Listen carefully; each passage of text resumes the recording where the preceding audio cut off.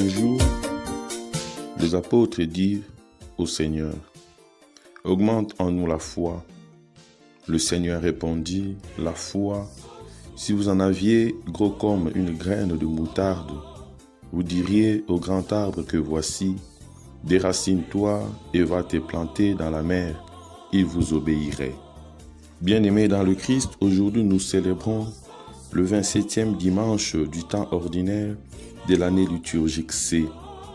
La foi véritable est capable de bouleverser le monde en renversant le cours naturel des choses. Mais cette foi ne saurait être assimilée à une puissance humaine dont nous pourrions nous glorifier devant Dieu. En accomplissant l'œuvre de celui-ci, nous ne faisons que répondre à notre vocation de serviteur. Bien-aimés dans le Christ, ce que Dieu attend de nous, c'est la justice, la fidélité et la foi. C'est pour porter le témoignage qu'il nous a élus. Dans la deuxième lecture, Saint Paul nous rappelle la nature du dynamisme qui nous anime.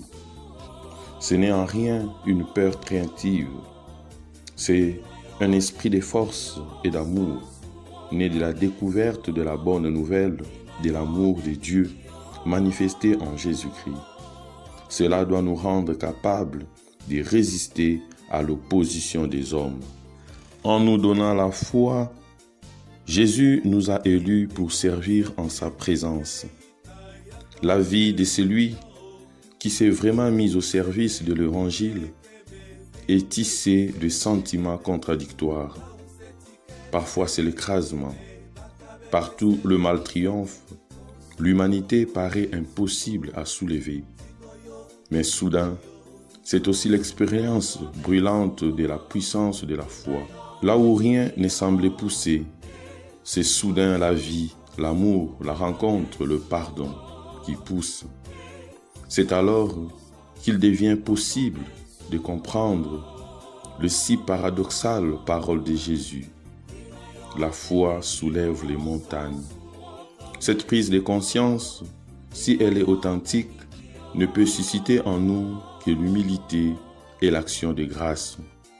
La force de la foi ne vient pas de nous, mais du Seigneur. C'est lui seul qui, en nous éclairant, nous rend forts.